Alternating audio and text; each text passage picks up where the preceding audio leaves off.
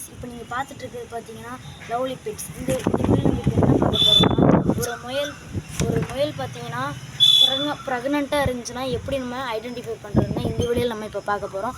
வாங்க வீடியோக்குள்ளே போகலாம்.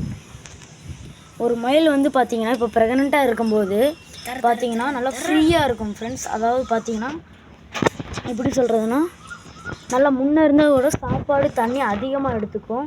இதை வச்சும் இந்த 2 டிப்ஸை வச்சும் உங்களால் கண்டுபிடிக்க முடியலன்னு பார்த்தீங்கன்னா, எனி டைம்னு சொல்ல முடியாது, ஆனால் நல்லா ஃப்ரீயாக கால் நீட்டி படுத்திருக்கும். நல்லா ஃப்ரீயாக கால் நீட்டி படுத்துட்டு வயிறு நல்லா கீழே இறங்கியிருக்கும். இதை வச்சு நீங்கள் நல்லாவே ஐடென்டிஃபை பண்ணிக்கலாம். முயல் ப்ரெக்னெண்ட்டாக இருக்கிறத நல்லா வயிறு வந்து கீழே இறங்கி இருக்கிறத பார்த்தாலே அந்த முயல் ப்ரெக்னெண்ட்டாக இருக்குதுன்னு அர்த்தம். நீங்கள் வயிற்றில் கை வச்சு பார்க்கும்போது பார்த்தீங்கன்னா அந்த முயல் அதாவது குட்டி வந்து எத்துற மாதிரி அந்த மாதிரிலாம் ஃபீல் ஆச்சுன்னா நீங்கள் வச்ச டேட் படி கரெக்டாக அந்த முயல் வந்து குட்டி போட்டுரும் நான் சொல்கிறேன் ஃப்ரெண்ட்ஸ். அப்புறம் பார்த்தீங்கன்னா இந்த மாதிரி ப்ரெக்னெண்ட்டாக இருக்கிற முயலுக்கு வந்து என்ன மாதிரிலாம் ஃபுட்டு கொடுக்கலான்னு பார்க்கலாம். என்ன மாதிரி ஃபுட்னால் இந்த மாதிரி வாழை இலை கொடுக்கலாம், நீங்கள் முட்டைக்கோசு. அப்புறம் தண்ணி